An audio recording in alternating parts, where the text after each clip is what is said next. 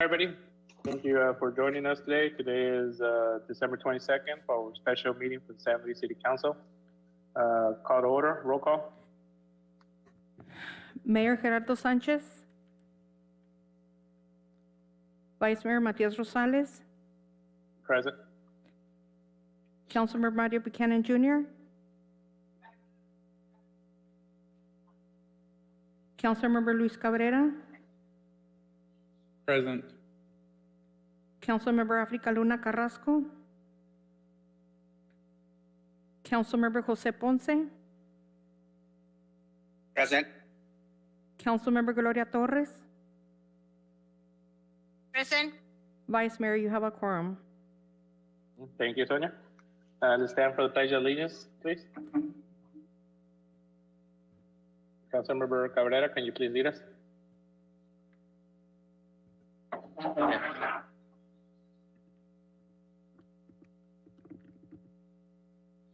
I pledge allegiance to the flag of the United States of America and to the republic for which it stands, one nation, one nation, under God, indivisible, with liberty liberty and and justice for all. justice for all. Sorry, I thought this muted me. No worries. Thank you. Thank you, Mr. Cabrera. Invocation, please. Who's at the podium?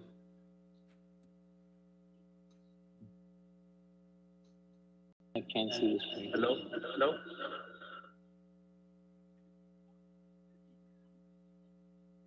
Tadeo? Yes. Can you go ahead and do the invocation then? Dear wise and loving Father, thank you for your many and abundant blessings. Thank you for life itself, for the measures of health we need to fulfill our calling, and sustenance for friendship. Thank you for the ability to be involved in useful work and for the honor of bearing appropriate responsibilities. We ask for your blessings on the people who have been called to lead the community in which we live and work.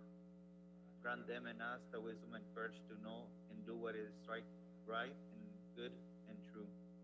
May they and we always be guided by the spirit of community, by the spirit of justice, and by the spirit of love. We ask this in your sons and daughters, confident in your goodness and love. Amen. Thank you. Item number 4, presentations. We do have a few guests on the line and on the webinar. What is this thing? GoToMeeting. We're going to be hearing a presentation from the Berkeley Research Group, LLC. Jenny Torres. Good evening, Vice Mayor, members of the council. Berkeley Research Group was the consultant that was selected to develop a feasibility study for the natural gas for San Luis, Arizona and San Luis Rio Colorado. They will go ahead and make a presentation, but before that, I wanted to say a special thanks to the North American Development Bank for providing the technical assistant grant for this study to be able to be completed. Jorge Hernandez has been an asset in making sure that the project moves along. Second, I wanted to thank the Berkeley Research Group, starting with Mr. Hall Miller, Liliana Patron, Raquel Santos, and Sud. All that team, they made a great effort. We had some obstacles because of COVID, but they were patient enough to follow through with the project. And I want to thank them for their patience and their hard work. It's a lot of technical information. The report and the presentations have been uploaded to the Economic Development website and are available for the public to view. Other than that, I want to go ahead and ask, I believe Sud will be making the presentation. Sud, if you can just present the team very quickly and start, and you can just let us know when we can start the presentation. All right, thanks for the introduction, Jenny. My name is Sud Haldar. I'm an associate director with Berkeley Research Group here in Houston, and I'm here with my colleagues Liliana Padron and Raquel. Between us, we have kind of covered both the cities, City of San Luis and City of San Luis Rio Colorado here. And we have kept it brief in order to kind of keep the time limit of the meeting. So whenever you are ready, Jenny, we can start. Okay, Tonya? Good evening, everyone. This presentation details the finding and analysis of feasibility of natural gas distribution in San Luis and San Luis Rio Colorado. In interest of time, we have summarized this presentation and detailed report is available for your review as well. City of San Luis and San Luis Rio Colorado are experiencing tremendous growth in the recent years. San Luis' population almost doubled in last 20 years, from 17,000 residents in year 2000 to 35,000 residents in 2017. To attract the continued growth in the region and attracting more business, it is important to diversify the energy mix of the region. This will reduce excessive reliance on one fuel and improve the energy security in the region. With the vision of exploring robust and responsible energy sources, use of natural gas in the energy mix is evaluated here. Evaluation of natural gas feasibility in the two sister cities follows 4 key steps here. Step 1, estimating the demand of the two cities for next 15 years. Step 2, identifying the sources of supply to meet this demand. Step 3, development of a routing concept for pipelines to bring gas to the cities. And step 4, evaluating economic feasibility of developing such an infrastructure in this region. A granular analysis of each of these steps can be found in the detailed report. In the next sections, we will evaluate each of these steps one by one. As we discussed in the previous slide, that demand is the first step of this evaluation. Demand is typically the driver that inspires efficient deployment of capital for appropriate development planning. In the next slides, we will provide summary of demand estimation methodology and magnitude of demand to be met in the next 20 years in the two sister cities. In this slide, we evaluate demand from City of San Luis first. Demand is split in residential, commercial, transport, industrial, and other demand. We gathered the information on number of units from public sources. Each of these segments is expected to have a corresponding demand that we have estimated from a range of benchmarks from reputed sources such as U.S. Energy Information Administration, Department of Energy, and other public and private sources. For example, we estimated that there are 10,231 households or number of units in residential segment. Each of these units are expected to consume around 100 therms per year. Similarly, demand of each of the identified segments and units can be estimated. We have estimated the demand in the next slide. Using the benchmarks and number of estimated connection every year, we estimated the demand in City of San Luis in 2 geographical segments. Segment 1, the city area close to Port of Entry 1. Segment 2, industrial area close to Commercial Port of Entry or Port of Entry 2. We can observe from the chart on the left that demand for San Luis City region is estimated at nearly 1.5 million therms by end of 2038. Majority of demand is coming from commercial, transport, and other segments. At the same time, the demand for natural gas in industrial region of San Luis is expected to be nearly 33 million therms. Together, the total demand is expected to be around 35 million therms per year by 2038. In the next slide, we estimate this demand for City of San Luis Rio Colorado. For City of San Luis Rio Colorado, we have followed a similar methodology to estimate the demand as we did for City of San Luis. We have segmented the demand in residential, commercial, industrial, transport, and other segments by units and benchmark demand. The region has a large population, large commercial presence, and large industrial footprint, along with a large proposed power plant, which we have taken into account for estimation of demand in the region. We show this demand in the next slide. In San Luis Rio Colorado, a new 400 megawatt power plant is expected to be developed near Commercial Port of Entry and is expected to be the largest demand center in the city. The resulting total demand in the city will be nearly 200 million therms, almost 5 times the demand of City of San Luis. Even if we exclude the power plant demand, the City of San Luis Rio Colorado still have a large residential, commercial, and industrial demand, nearly 30 million therms per year. This provides us a guidance that a larger supply source would be required to meet the demand of San Luis Rio Colorado as compared to San Luis. In the next slides, we explore the supply options and sources to meet this demand. With the demand estimated in the previous slides, in the next few slides, we will evaluate the natural gas supply situation in the region, and we will evaluate how the demand and supply can be matched together. United States is the largest natural gas producer in the world.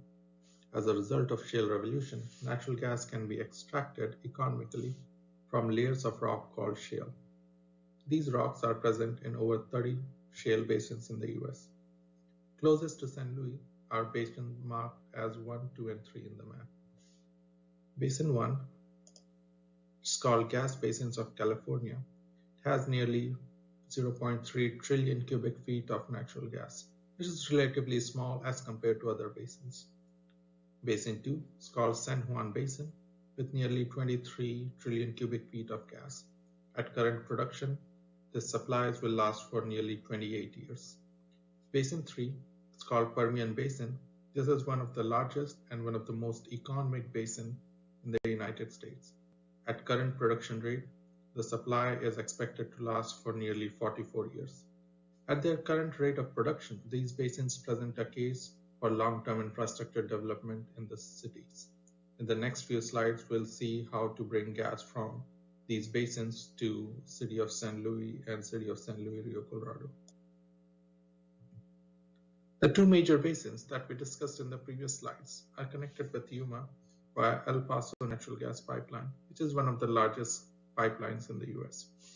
We can see these pipelines in light green color in the map. The pipeline starts from San Juan Basin and follows the route as shown in the map as animated. Similarly, the pipeline follows from Permian Basin and follows the route as shown and reaches to Yuma.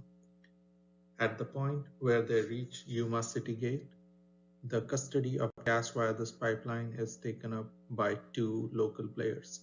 One is Southwest Gas, a local gas distribution utility, and Arizona Public Services. They have contracted the capacity in this pipeline to bring gas in the proximity of San Luis. For a more granular picture, we can observe here that pipeline entering from the north side of Yuma reaches to Yuma City Gate, the Mesa irrigation tap point, and then splits into two segments, segment 1, which goes to Yucca Power Plant, and then segment 2, which goes south towards Somerton. Segment 1 capacity is mostly dedicated to Yucca Power Plant, and it's contracted by Arizona Public Services. And segment 2 here, which goes down to Somerton, this has capacity of nearly 1.3 million therms per day. This capacity is mostly subscribed by Southwest Gas. The capacities themselves provide a picture that there is sufficient design capacity in the system to provide supplies to both City of San Luis as well as City of San Luis Rio Colorado. From the analysis of previous slides, we can conclude that we have sufficient gas supply available from Permian and San Juan basins for long-term infrastructure development in these cities. We also observe that we have sufficient design capacity of pipelines which are available in this region.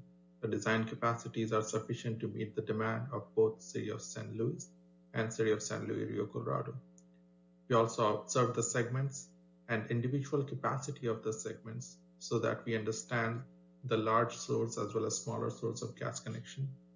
We also have identified Southwest Gas as a local utility which is available for development of gas infrastructure in this region. In the next slide, we explore how to tap into the gas grid to supply gas to the cities. With demand and supply analysis conducted in last few slides, in the next few slides, we will evaluate a potential infrastructure and route tap into the supply. We will address the gas sourcing options in San Luis first, followed by San Luis Rio Colorado.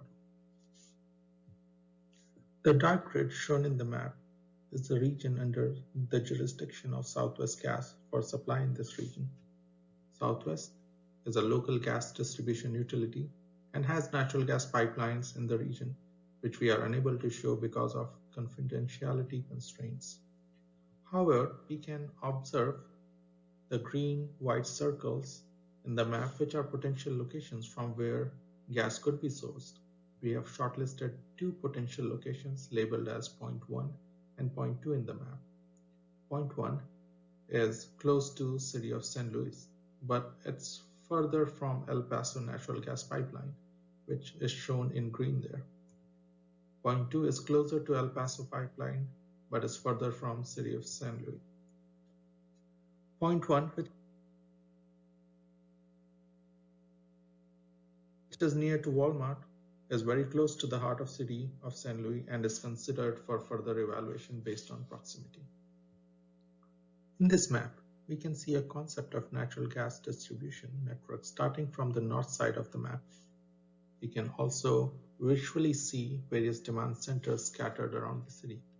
We can clearly observe a large cluster of potential customers on Main Street, 4th Street, and Cesar Chavez Boulevard. The pipeline is divided into multiple segments, with green-colored, larger diameter pipelines called feeder lines. These are the lines which will be carrying large amount of gas, and then pink-colored, smaller diameter pipelines, which are called service pipelines. These pipelines are mostly reaching to the residential customers. Cost for development of this infrastructure and economic feasibility is estimated in the next slide. Continuing from the previous slide, here in this slide we can observe that we have various pipeline diameters, 6 inches, 3 inches, and 1 inch diameter pipeline, and total cost of developing this pipeline distribution network would be around $3.2 million. Based on published data from Southwest Gas in the region, we can observe that the network earns a return of 10% on the pipeline investment. This return is sufficient for a gas utility to develop infrastructure in this region. Similar to City of St. Louis, we can do this similar analysis for City of St. Louis, Rio Colorado as well. And in the next couple of slides, we will look at this analysis from St. Louis, Rio Colorado perspective. As we saw in previous slides, the El Paso pipeline comes from the north side to point 1 called Mesa Irrigation Tap and moves towards point 2 close to Somerton. Based on larger diameter of pipeline at point 1 and considering a large demand of power plant in St. Louis, Rio Colorado, point 1 is considered as a suitable location for tapping into El Paso pipeline. The route will follow as starting from Mesa Irrigation Point, moving on to Somerton, from there moving close to commercial port of entry and then entering into the power plant. Similar to St. Louis, in St. Louis, Rio Colorado also there will be several feeder lines which will be entering into the city for supplying natural gas to the larger population as compared to City of St. Louis, although the pipeline diameters would be larger because a large amount of gas has to be carried to the power plant and to the city. Here we have estimated the cost of that pipeline for various segments. For a 12-inch diameter segment which goes to the power plant, the cost is around $21 million, and for rest of the feeder and service lines, the cost is close to $26 million. So around total cost of development would be around $45 million. But because of large demand, the investment breaks even with a higher rate of return and a lower payback period. Here, the investment is expected to be paid back in 9 years. Finally, in the next few slides, we will conclude the study with our findings and present next steps to be pursued. Our key conclusion from the study is that combined demand, including the power plant in San Luis Rio Colorado, is nearly 700,000 tons per day. In comparison, current design capacity of supply pipeline is nearly 3 million tons per day, sufficient to meet the demand.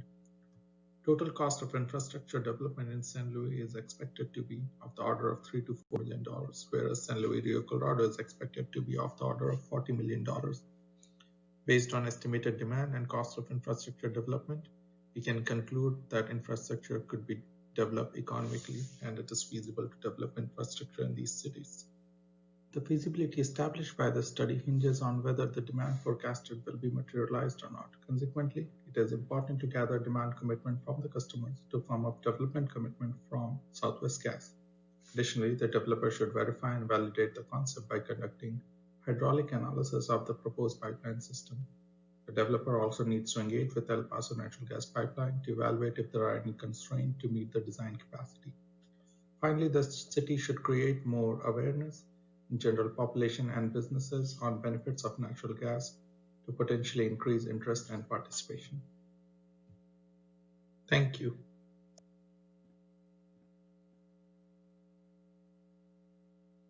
Thank you very much, Mr. Halder, for that great presentation. I saw some different points that I didn't catch in the morning's presentation, so I'll get to let Jenny continue speaking in regards to the second part of her item, and then we'll get to you and get to the general counsel for additional questions. Jenny? Yes, please. We'll be on standby. I think the recommendations have already been made. Part of the next steps that we want to do is obviously present this project, this study to Southwest Gas. We have also talked to some Mexico companies and try to see if we can make that introduction with Southwest Gas, and hopefully there could be a possibility of having the private sector step in and try to make these improvements. I know that NatBank has also talked about an interest in this type of project. Jorge is on the line. He can speak more on that. And so we still have a lot of work to do, but I think this is the first step in trying to bring natural gas not only to San Luis, Arizona, but San Luis Rio Colorado. Thank you. And the staff is here, the Berkeley Research Group staff is here to answer any questions or comments you might have. Gracias, Jenny. Well, once again, thank you for the Berkeley Research Group. I also have to thank Mr. Hernandez from NatBank for supporting our community and supporting us with the study when we ran and presented it to them back in 2017. Gracias por el apoyo, señor Hernández. Le doy la palabra para si gusta decir unos comentarios aquí para el resto del concilio. Sí, gracias. ¿Es en inglés o en español? Como se guste. En inglés se gusta, por favor. Gracias. Bueno, el Banco de Desarrollo de América del Norte está cumpliendo su misión de financiar y promover este tipo de proyectos y este tipo de energías. Y pues estamos muy, muy complacidos de haber terminado este proyecto y vamos a continuar trabajando con las empresas interesadas para que este proyecto pues, pueda continuar. Eso es lo que quisiera comentar nada más. Gracias, señor Hernández. Gracias. Muchas gracias. Mr. Do you prefer Sud or Mr. Haldor? Well, Sud is fine. It's easier to pronounce. Sud. And now, did the feasibility study, did the study take into account a time frame? If, for example, on the American side, if we were to find the interest with Southwest Gas locally, what a project like that would entitle and time frame? Right. So we have taken that initial construction time frame into consideration, and we have used a 2-year development timeline for the project. So it's considered starting 2023. 2023 in a 2-year process. Yes. And I have privately discussed with Southwest Gas as well, and they think feasibility timeline aligns with what they think it could be managed if they have demand commitments. Okay, if they have the demand commitments correctly. Okay. Right.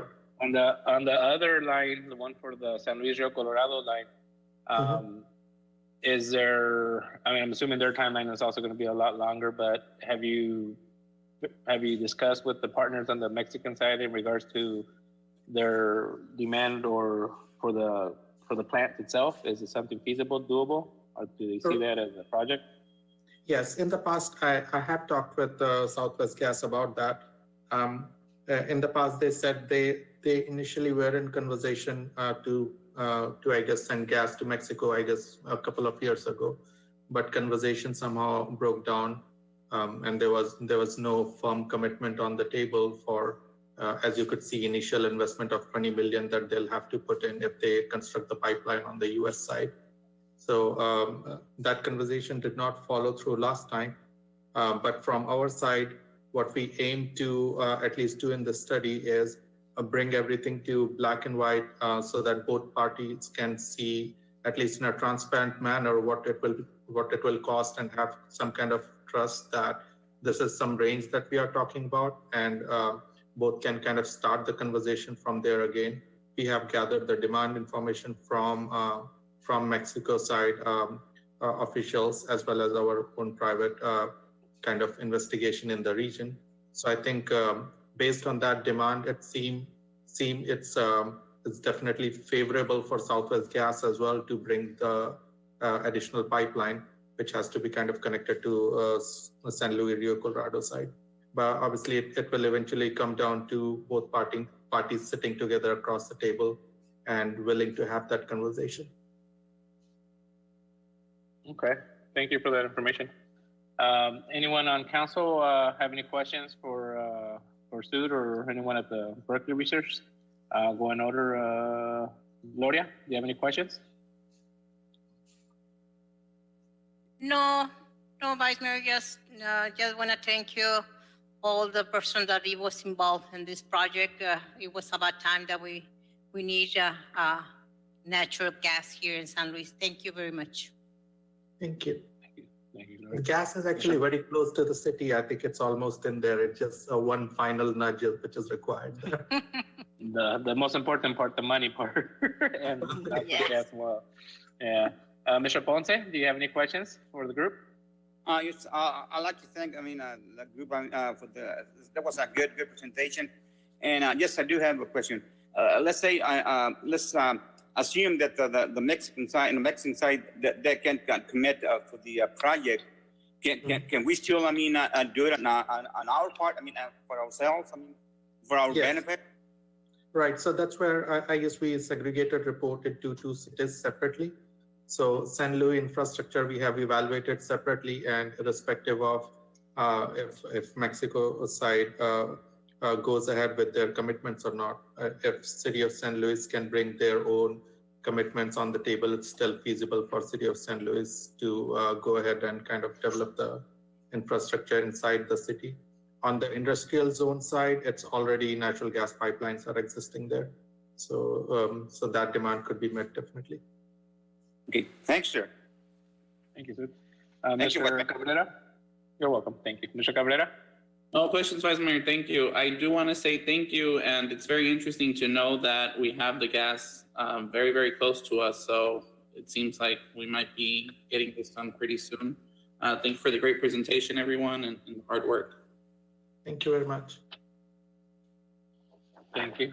And just a side note there, Jenny, can you, for the new council member, for both new council members, what was the amount of the grant that AdBank assisted for the study, just for the record?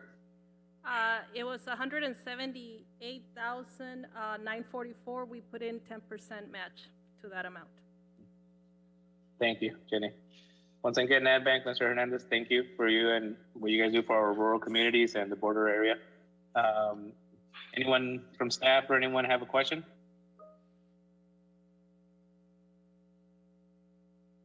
Seeing none at this time. Well, I thank you guys again for joining us in our council meeting today, and you're welcome to stay.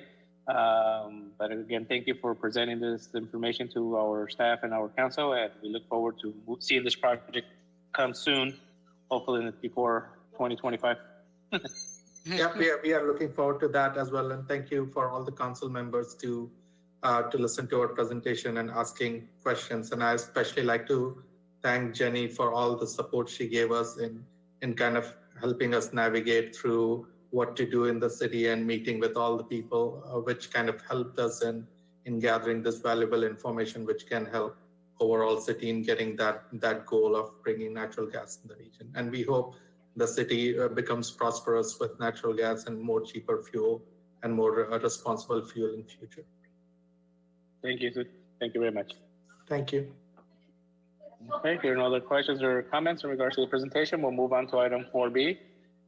Presentation recognition of the 2020 Years of Service recipients, as well as Rookie of the Year and Employees of the Year awardees for the outstanding work with the City of San Luis.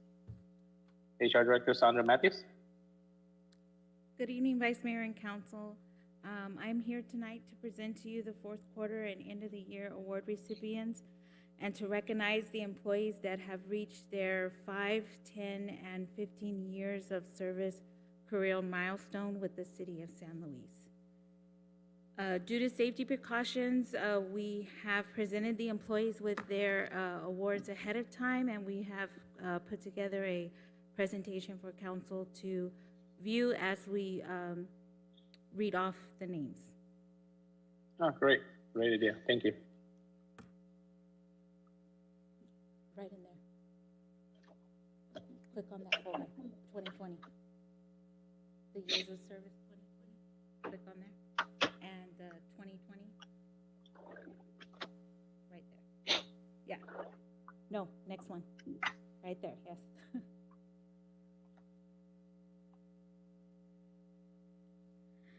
Okay, we're gonna start with our 5 years of service. Maria Cortez with Facilities, Jonathan Dumadag with IT, Andre Gonzalez from Public Works, Samuel Gonzalez from Public Works, Xochi Lopez from Public Works, Domingo Sosa from IT, Jose Toro, Public Works, Wastewater, Elvis Flores, Parks Grounds, Lino Valencia, Police, Lisette Valeria, Parks and Rec, Sylvia Vasquez, City Prosecutor, Richard Jessup, Police, Nancy Juarez, Police, Rogelio Martinez, Economic Development, Daisy Rosado, Municipal Court, Janet Taylor, City Attorney, and Edgardo Carvajal, Human Resources. We're going to move on to the employees who have been with the city for 15 years. Joaquin Campa, Building Safety, Paulino Lara, Police, Damian Miller, Police, Andrea Ruiz, Municipal Court, Yadira Bobadilla, Police, Luis Cebreros, Fire, Noel Chavez, Fire, Fabian Felix, Fire, Javier Gonzalez, Fire, Diane Hernandez, Fire, Enrique Lopez, Fire, Droman Pacheco, Planning and Zoning, Sergio Valenzuela, Public Works Water, Leandro Valenzuela, Public Works, Jose Aranda, Municipal Court, Alejandro Ramirez, Police, Nigel Reynoso, Police. The employees that are receiving 20 years of service recognition: Isidro Lopez, Fire, Jesus Luna, Senior Services with Parks and Rec, Gilberto Torres, Wastewater, Jesus De Leon, Police. And finally, the employee, we have an employee receiving recognition for 25 years of service, and that would be Francisco Silva with Fire Department. And we also would like to acknowledge our Rookie of the Year, Diane Urias with the Clerk's Office, and our Employee of the Year, Fabian Felix with Fire. Thank you. Thank you very much. I want to thank you guys for doing this slice. Hey, don't go nowhere. Come back up here. Don't go nowhere. Come back. Am I muted or not?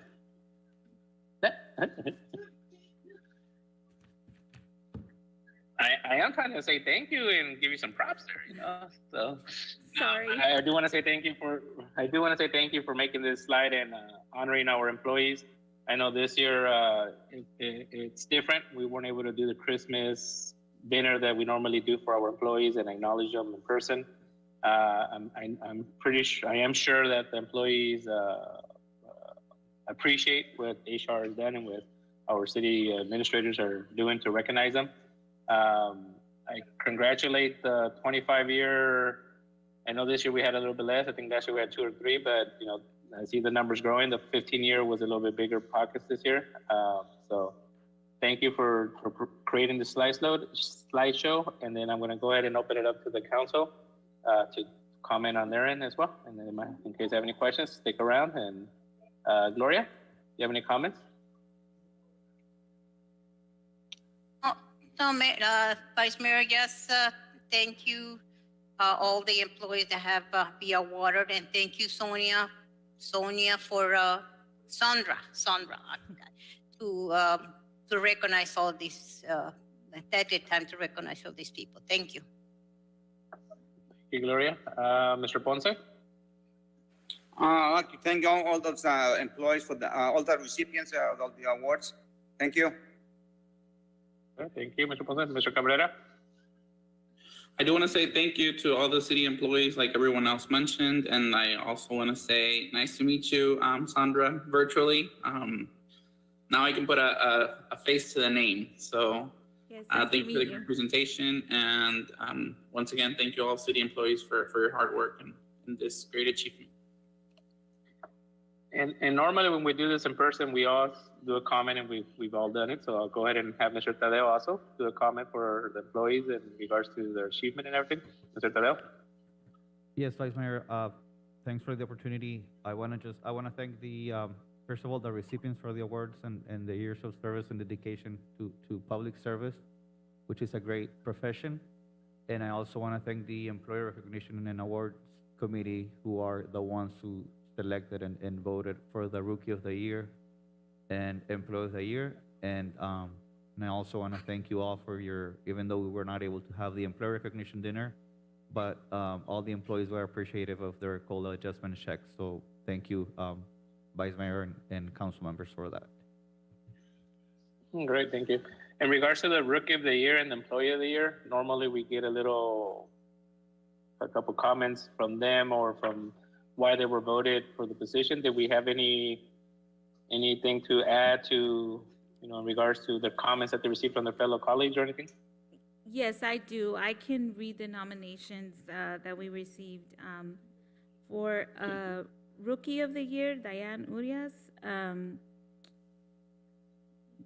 Diane is an office assistant. She is a fabulous employee, a tremendous asset to the administration wing, and deserving of the award and recognition. Ms. Urias' customer service skills are exemplary. She always arrives with a smile on her face and happy greeting for her coworkers. Her willingness to assist others and her commitment to the city is unequaled. Her position has taken on more responsibility, and she has met these challenges with a smile and a positive attitude. It is with great pleasure that we submit this nomination for Diane to be recognized as Rookie of the Year. And for Fabian Felix, the recipient of the Employee of the Quarter for the Employee of the Quarter is the fire engineer, Fabian Felix. During this difficult time, Fabian has been in charge of obtaining personal protective equipment for the fire department. It has been rough, to say the least, since every first responder or healthcare facility is vying to obtain the same PPE. With Fabian's networking ability, the fire department has not had a shortage of PPE whatsoever. We have been fully stocked and continue to secure PPE for the safety of our personnel. Fabian can be seen in and off time to make sure the PPE has been delivered and make sure that it has been thoroughly inspected in order to meet the standards of our fire department. Great. It's always a good to hear the reasons, and I'm pretty sure the employees will appreciate the comments that they receive from the colleagues. Thank you for that. And it's kind of weird, but if I could get everybody to give a big hand of applause for everybody, that'd be great.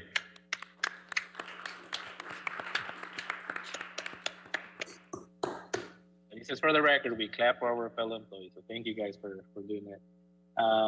Hearing any other comments from anyone else in regards to the employee recognition? I think I already asked everybody, council members. Yes, I did. Okay. Thank you, Sandra. Thank you. Thank you very much. Okay, item number 5A, consent agenda. All matters are considered to be routine by the city council and will be enacted by one motion. If discussion is desired, the item will be removed from the consent agenda and will be considered separately. Minutes of special council meeting held November 24th, 2020. Special council meeting held December 2nd, 2020. Disbursements from November 26th, 2020 through December 11th, 2020. Total disbursements, $849,779.71. Do I hear a motion?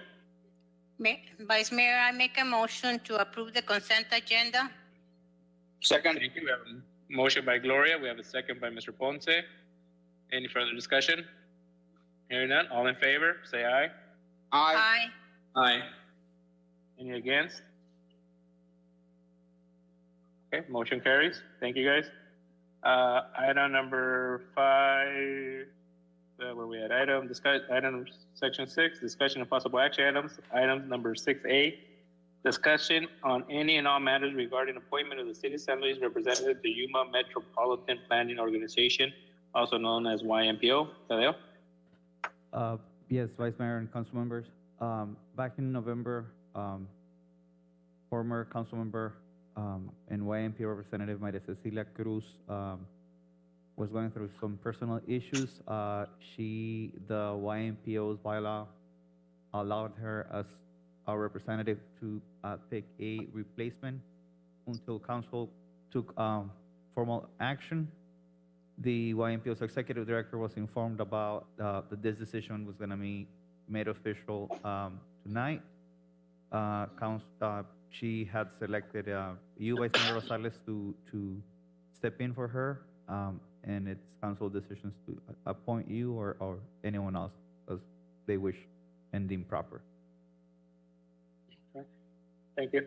I did meet with YMPO today via virtual, via Zoom, to go over the many projects that they've been working on throughout the year. I guess City of San Luis is coming up next to be the chairman for the YMPO, which will take into effect February. I think that's why it was important for them to make sure they knew who was going to be representing and provide that information. They do meet monthly and travel to certain meetings. So, I mean, if the council is still with the same mindset that we were in November, I am fine with the appointment. I checked the calendar and everything already. And met with Mr. Ward this morning and relayed our continued work as a region with YMPO and also for Cesar Chavez expansion. That is going to be still one of the 5 items on the tip. So we want to continue working towards that to be able to push forward with that item.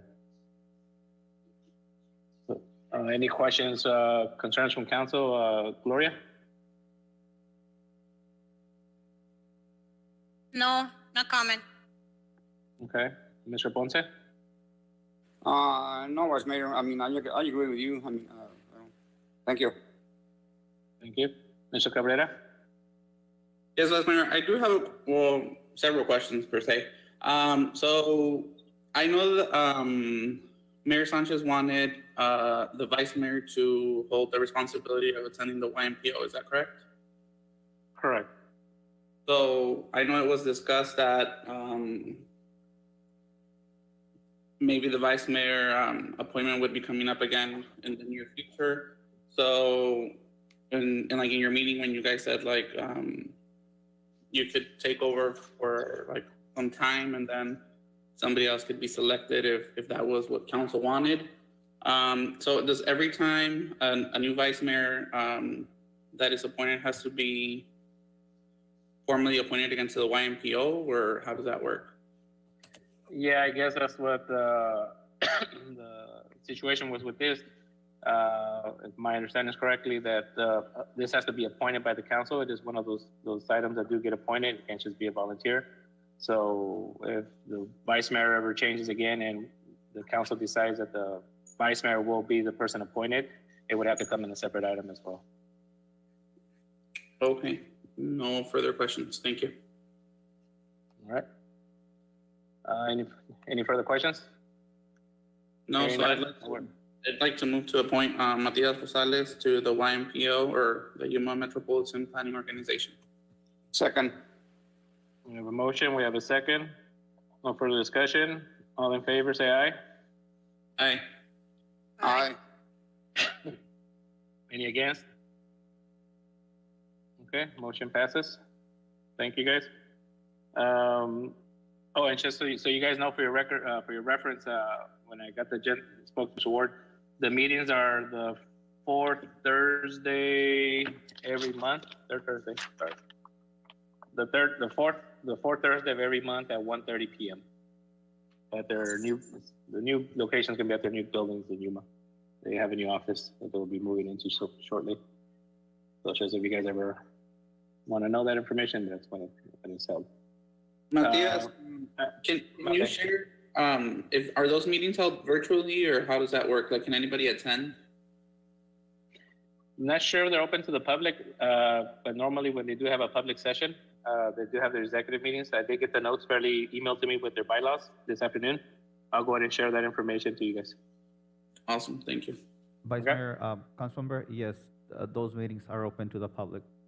I mean, not right now, but usually. Right, all right.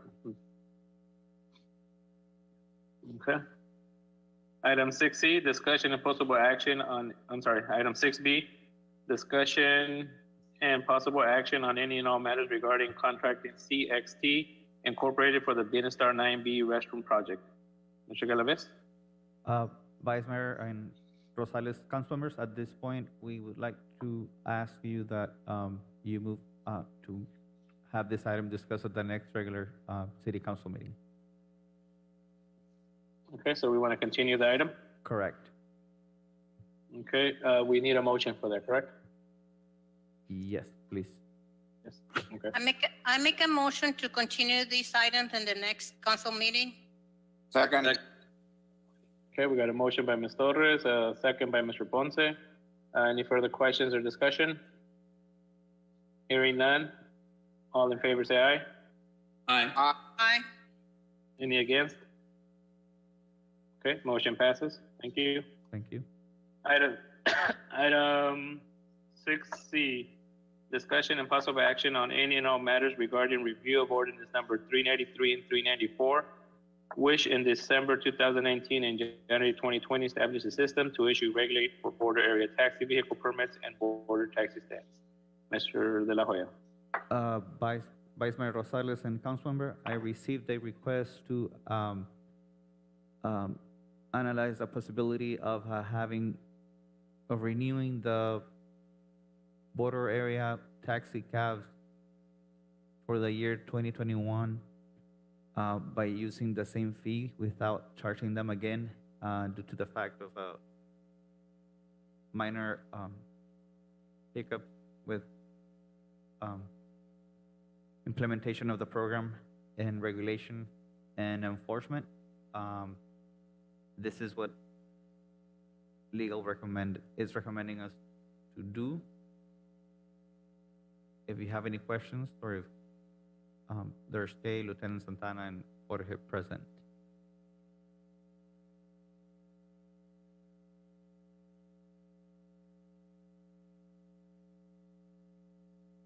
Thank you, Mr. De La Hoya. Okay, any additional insight for the council members? So the fee is for, to defray the costs of administration. So in the summary, I put that we could reduce it since it's a continuing program. We don't have as much administration now that it's underway. But there seems to be a little more complex about why those who have permits are unhappy.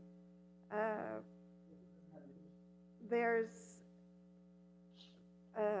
other cab drivers who have found ways to legally compete with them at the border, and so I just need some more time to talk to staff and see what might be possible. There's also gift clause problems for refunding money, and so there are legal issues for the remedy that the cab drivers have asked for. Vice Mayor, I have a question. Go ahead, Gloria. Yes, I received several complaints from the taxi businesses that the ordinance that was passed is not being enforced. That's why I asked to put it in. I asked Kate to see that. So one thing that, and Lieutenant Santana has been involved with this, one thing that's happened is people are setting up like a taxi stand on our right-of-way, and that's not, and competing, and that's not legal. However, I think that was remedied earlier this week with making an area a loading zone rather than allowing that to happen, and painting the curb red. And another thing that's happening is people are on private property, and legally we can't control private property. And so there's another, at least one person who's setting up shop legally on private property and competing with them. So, and as far as I understand, they've been able to use those who have the permit have been able to use the taxi stand at the border. So I'm not sure, we probably should also, meet with the cab drivers and see what all the issues are.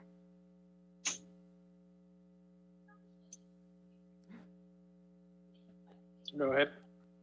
Okay, so to give you a little bit of elaboration on that particular area, so the selected area in which the actual taxi drivers pay that permit per year is more or less between 2nd Avenue and Cesar Chavez Street on Ortoswastiki, which is on the south side. So that is a taxi stand that was pretty much set in motion for them to use it.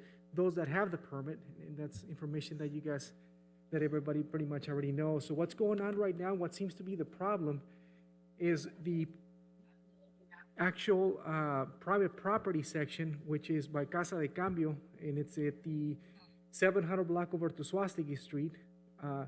So that specific area, there is a tenant there that has taxis and is allowed by the owner, which I contacted and verified, and she provided me a letter as well, that she's allowing, or they are allowing, that company or that owners are allowing that particular lady, the tenant, to have 2 taxis in there at the time. So she has, I believe, 14 taxis, and what they're doing is they're allowing, based on the owner's request, that they can basically park 2 taxis there and rotate.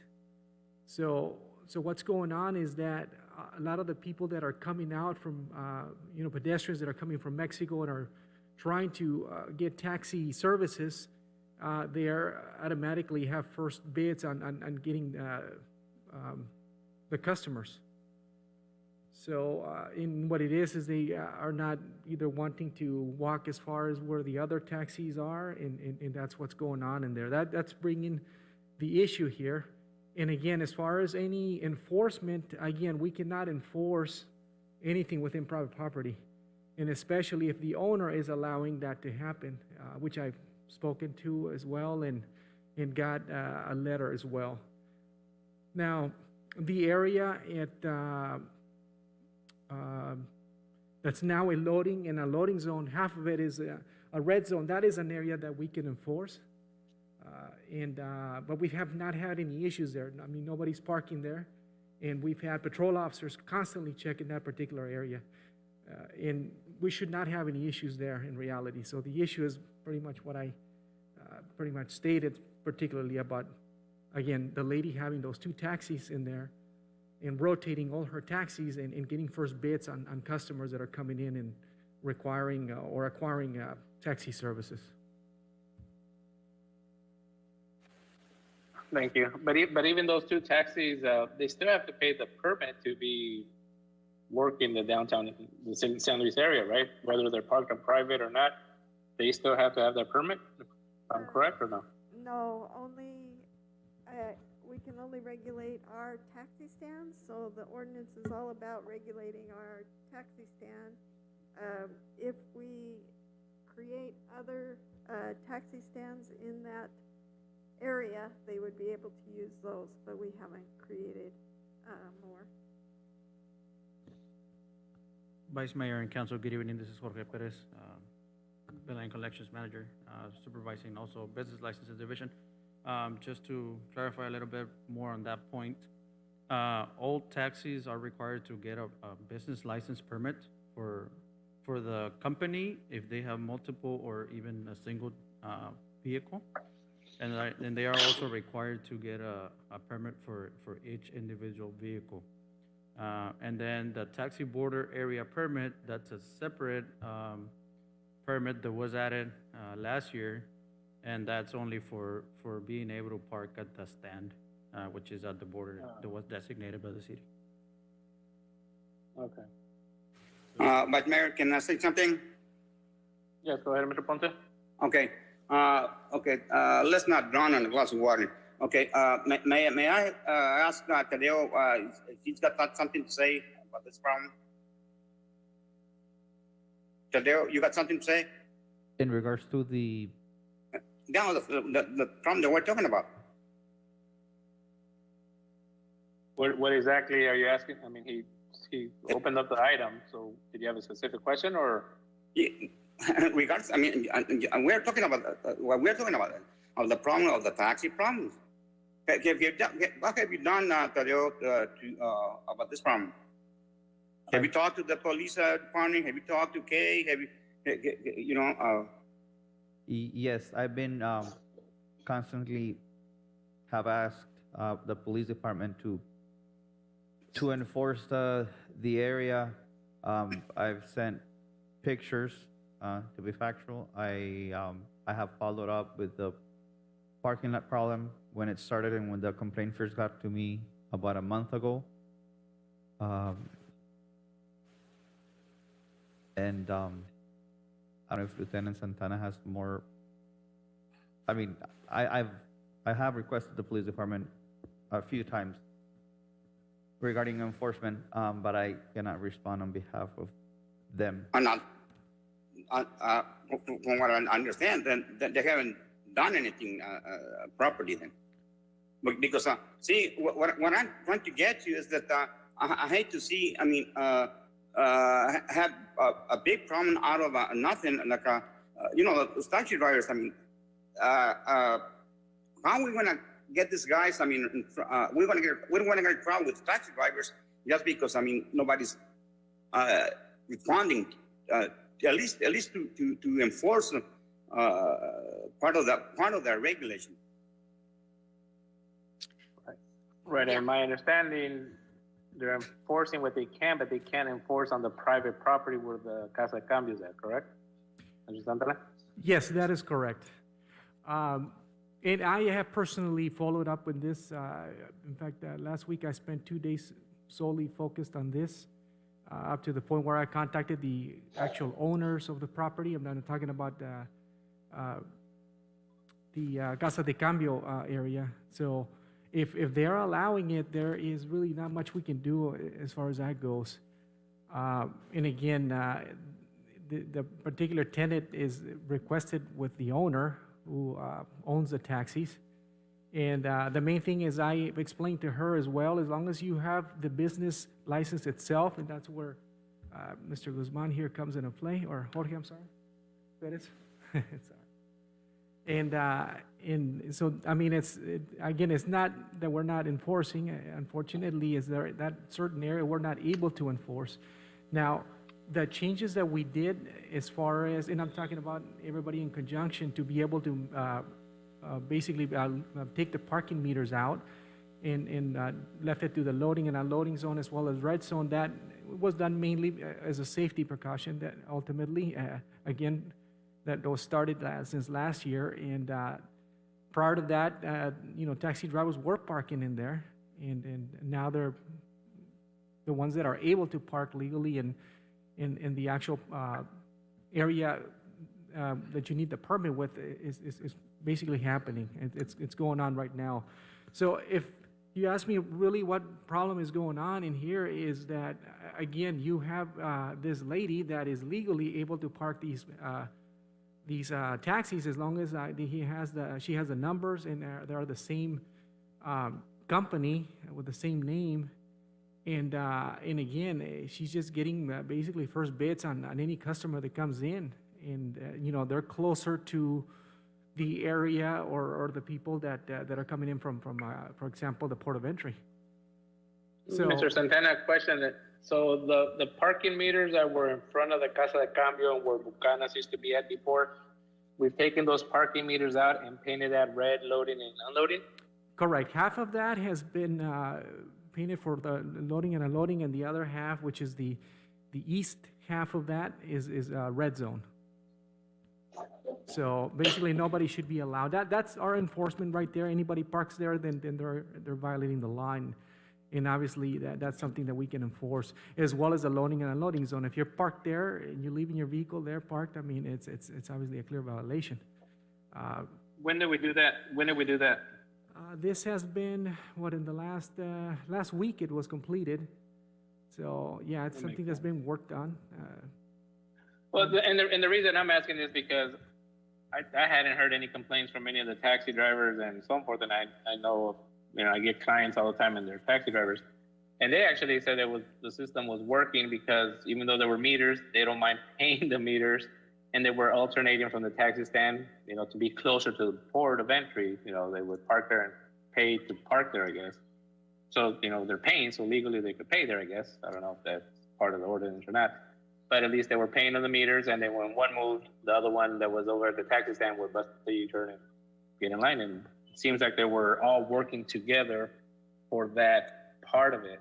So now that we've taken that away, I guess that's where the issue is coming in then. So because now they can't park there and be competitive with the one that has the 2 parking spaces on the private property. So I think versus helping, that might have caused the issue that Mr. Ponce is talking about, that now he's hearing more complaining because we don't allow them to use the parking meters and pay. I'm pretty sure, Mr. Perez, can you say if those parking meters were collecting more than normal in the past 6 months that they were before when they started doing that? It's really hard to say because we have many more parking meters other than just those 2.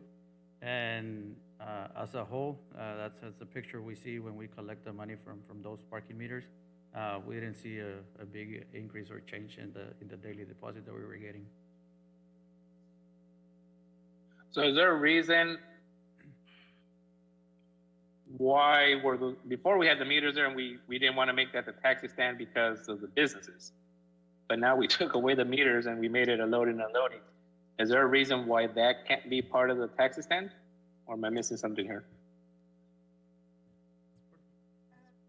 Because, and that would solve a lot of the problems, because a lot of the residents were complaining about how far the taxi stand is from the crossing point of entry. But I'm just asking, since we've taken off the meters. Is this across the street? Because that was part of the emergency vehicle. Yeah, the emergency. Yeah. No, but the issue was over here where the parking lot was, where they used to park before. I'm talking about over here where they took off the meters. Is that still part of the safety issue? Before, the safety issue was before you get to Main Street, if you're heading east to west to Williams Brooks. But crossing Williams Brooks, it goes inside to park. We park cars there with meters. Is that a safety issue there? Yeah. Okay, so let me see if I'm understanding. So it's the right there in front of Casa de Cambio, right there at the 700 block over to Swasti. I think that's the area that you're mentioning. In front of lo que donde estaba antes Bucanas in la Casa de Cambio, yes, there used to be 5 parking spaces with 5 meters. Correct. You're telling me we took up those meters already and we painted it loading and unloading. Yes, sir. Is there a reason why that can't be the taxi stand now? Well, that was the area that was considered an issue as far as safety for the PD and also the fire department when it came down to the fire engine as well. And that was one of the basically what's happening is that there was a lot of potential. Okay, go ahead. Good evening, Vice Mayor, members of council, Angel Ramirez, Fire Chief.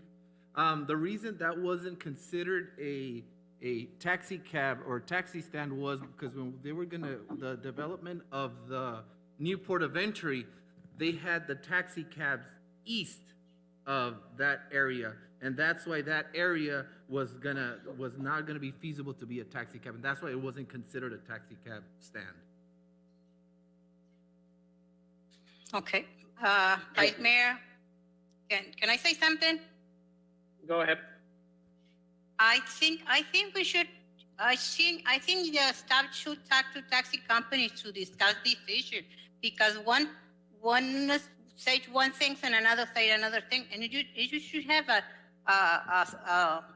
staff, there have to be a staff talking about these issues. The only problem with that, Ms. Torres, is that we could talk to all 172 and we're going to hear different stories. We're never going to get them all to agree. And I think that's been the history. I think it's something maybe us as council and staff figure out what's the best bet and just stick to the decision, because we've done that in the past. I mean, this is a ongoing issue and we're never going to please every company. In a perfect world, we would, Ms. Torres, pero Vice Mayor? if, go ahead. So, can so I- what option do we have to address these complaints? We did, before we did this, where we designed where the new taxi cab was gonna be, we did have various meetings with a lot of the taxi cab, personnel or owners, and their input, there was very minimal input. I know myself, Chief Jessup, Tadeo, Eulogio, were involved in those meetings. We looked at the plans for the new port of entry, and that was gonna get taken away. That area between Main Street and William Brooks and Urtusuastegi was gonna get pushed away. That's why we decided to put him where the taxi cabs are gonna be when the new port of entry is developed, which is where they are at right now, east, I believe, between William Brooks and Second Avenue. So for the time being, if that project is something that, I mean, that port of entry project is not set to start for another 2 years probably. For the time being, would we be able to make that taxi stand be between Main Street and William Brooks where the meters were at, and leave that the second taxi stand like they were doing right now? You know, they were parking over there between Second and Cesar Chavez and turning around once the other car moved. Would we be able to do that for the time being to not only help the taxi drivers, and I think that would please everybody, but also the pedestrians when they cross, they're getting closer to the taxi, or the issue with the pedestrian crossing? That's, the way to establish them is the police, fire, and public works, and a city engineer. So we could get those four together and see if that's feasible from their perspectives. Legally, there's, you know, we can establish them. So there's not a legal barrier to that. It's just a practical one, safety issues, things that they'll be looking at. Vice Mayor, can I say something? Yes, go ahead, Mr. Ponce. Okay, see, what I'm trying to do is I'm trying to help to resolve the problem. I mean, we can spend, all night, talking about the same problem, and we will not get nowhere. But then I'm trying to alleviate the problem. Let's say all the taxi drivers that they're asking us for us to give them some credit for the next year, for the money they paid for. They already paid for this. So, can we as a council, can we make a decision? Yes, to give them this credit? Can we do it? So otherwise we're gonna spend all night, talking for the same, going in circles. Well, we're trying to answer your question from earlier, Mr. Ponce. So, if you don't want to discuss the item any further, there is a motion there to reduce the fee down to $24, and that is part of this agenda item. And we're trying to have staff go back and figure that out. And you're welcome to make a motion for the item on the agenda right now to reduce the permit fee to $24 as suggested. Well, Vice Mayor, if I may, this is Luis, Councilmember Luis Cabrera. So, talking about the parking meters, Mr. Santana, that were recently removed and painted red. I spoke to a few taxi drivers over the weekend because I had to acquire cab services throughout the weekend. And the main problem was that the taxi drivers that did not pay the city permit to park on on our established parking area for them, they were parking on the parking meters to avoid paying the $50 payment to the city. So if we make that a designated, and this can be something that Tadeo can figure with the 4 people this week, if we make that the designated taxi area, like the initial one, for the people that pay this fee, they can park there we can have 5 taxis there. As they're loading up and leaving, the other taxis can turn around and go and park there. I know we can't do anything about the private property because they're the owners and they can have their taxis there if they want. But I think it seems a little unfair that before they were taking the taxi, that they were taking over the parking meters and keeping the space reserved for themselves and just loading people there. It is closer for the residents. I myself had to walk all the way to the taxi stand. It wasn't a big deal, but it is a few feet away. Maybe because they see them there, or they would see them there, they would get there first. So the best, I think, and this was what I was going to recommend, was for Tadeo to speak to the 4 people Kay mentioned. You guys can get together, make this a designated area for the taxi stands. There shouldn't be a problem with fire or police as of now. We were previously using that for parking, so it's still going to be that we're going to basically have it as parking again, but it's now going to be for taxis. Whenever the port of entry is done, then we can get rid of that, and then the border area taxiway, that's where we'll just keep it as it is right now, where we see it in the map. And I think, and you make good points, and that's what I was trying to explain as well. And the funny part is, like you said, you spoke to a couple of taxi people. I spoke to a couple of taxi people about 3 weeks ago because I noticed that they were parking there, and the ones that I spoke to were the ones that do pay the permit, and they were paying the meter también. And they even told me, oh, yeah, I average pay $3 a day, and todos pagamos la meter. I'm like, okay, and you guys have your permit? Yes, we have the permit. And they never mentioned. So I'm saying, it depends who you ask, you're going to hear a different story on the taxi drivers. And that's the hard part with this, as Ms. Torres and Mr. Ponce want to get this settled because it's been so many years. There's 172 licenses. We're going to hear different stories, and it's going to be tough. So I agree with you. If that's something that we could do, maybe staff go back and figure that out. And right now the question is, okay, are you looking for a motion? I mean, you said what you were trying to do, but you need more time. So are you looking for us to do an action item for this $24 fee reduction to change, or are you trying to wait until you meet with the staff? Can I add one more comment before Kay answers that question, Yeah. Vice Mayor? Mm-hmm. And just for, trying to get the issue resolved and not coming back with the same item. The resolution ordinance that was passed last year only approved 35 cabs to be able to park at the taxi stand on a first come, first served basis. Right. Like you mentioned, we had about 172 permits. Are we looking into increasing the amount of permits to be given to the taxi drivers, or are we gonna keep it at 35? No, I mean, we're not talking about increasing. We're just talking about the taxi spot, if it's safe, and we could do that. And if you guys are trying to reduce the fee from $50 to $24 to help people because of the COVID pandemic and all this, and people can't cross because of the restrictions, that is fine. I mean, I think right now it's not a full-time solution, but it's a temporary fix until we are able to figure this out and the port of entry gets really designed and we actually start moving forward. At least that'll help people in the community and not only the taxi drivers, but I mean the users.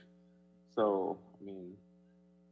So I have another question, Vice Mayor. Mr. Perez, taxi drivers have to pay a permit through the city of San Luis to operate a taxi, correct? Correct. A business license. So there's So in order for them to park, in the designated San Luis loading taxi center or area, they have to pay an additional permit to be able to park there?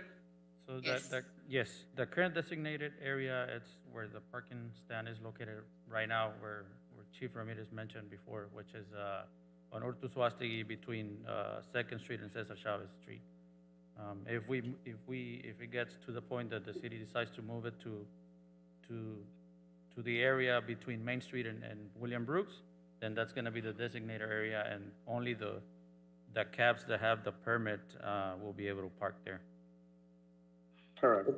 So they're paying a business license. It's just it's basically like paying a premium to be able to load and unload people there. So the item that we're discussing today is the annual fee. So I would like to move to set the annual fee for each border area taxi vehicle permit at 24 per year. So you're making a motion? Yes, Vice Mayor. Okay, we have a motion. Do we have a second? I second it. Okay, we have a motion by Mr. Cabrera, a second by Ms. Torres. All in favor, say aye. Aye. Aye. Nay. So okay, we got 1A, doesn't want to reduce it. Okay. All right, and aye. Vice Mayor, before we leave this item, I can put, the fee in an ordinance or a resolution. Would it be okay for me to just put it on the consent agenda for the next time rather than bring it back? Yes, for the fee part, correct. And then go ahead and continue with your discussion internally in regards to the other question and concern that we have as council for the taxi services. I don't know if it's appropriate or not, Vice Mayor, but Mr. De La Hoya, if possible, could we be invited to that conversation or they'll discuss? Sure. Well, I'll have Marlene add it to your calendar. Thank you, sir. As long as it's not a quorum, that's fine. As long as that is a quorum, not more than 3. Okay. Mr. Ponte, if you want to be invited, please ask Marlene to set it up on your calendar. Okay, so the motion passes. Thank you, guys. Vice Mayor, if I counted correct, we had 3 A's and 1 A. Correct. So motion did not pass. We didn't pass it? I mean, are we? No, we have 4 council members present. I thought it was majority. 3-1? No? Not majority? Or, I'm sorry.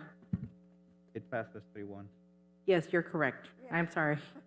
Ya, you had me que el cover me tiene afectando aquí la... no me jodas, no me asustes.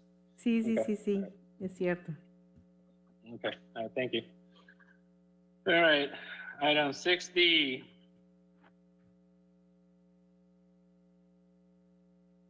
This is gonna be a fun one too. Discussion and possible action in all matters regarding resolution number 2051, a resolution of the mayor and the city council of the city of San Luis, Arizona, declaring as a public record those certain documents filed with the city clerk and entitled NFPA 1 Fire Code 2018 and City of San Luis amendments to the NFPA 1 Fire Code. Mr. Gimbit or attorney?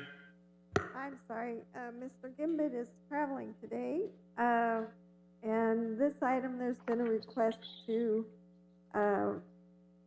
have the building department, Joaquin Campa, make sure it meshes with the building code.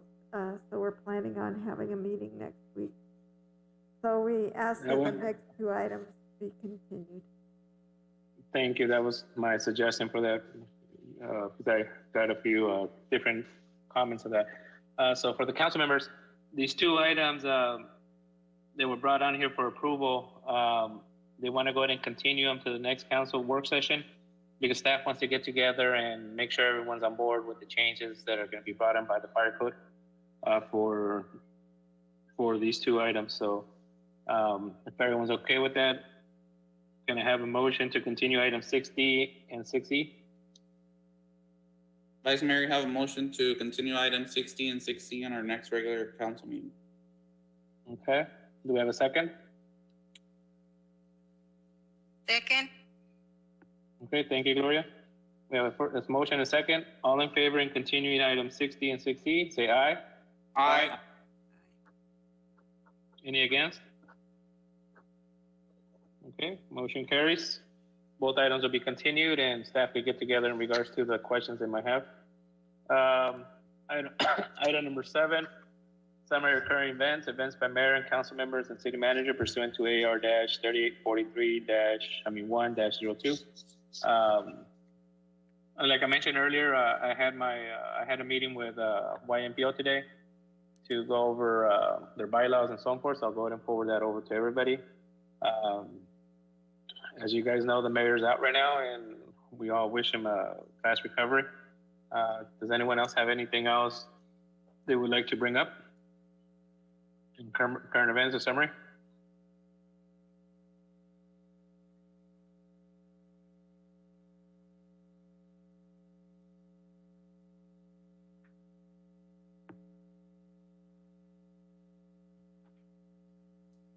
I think I got muted there. Can you guys hear me now? No, we heard you. Nothing from my part, Vice Mayor. Okay. Gloria? No, nothing, Mayor. Okay. Mr. Ponce? No, sir. Thank you. Okay. Well, también, as everybody knows, Christmas is coming up, so we wish everybody happy holidays and safe one.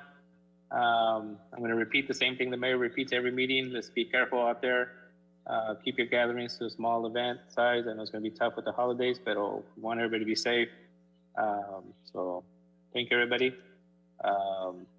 If nothing further, motion to adjourn. Move. That's a motion. Do we have a second? Second. Okay. All in favor, say aye. Aye. Aye. Any against? The motion carries. Have a good week, everybody. Have a Merry Christmas. Merry Christmas. Thank you. Merry Safe. Christmas.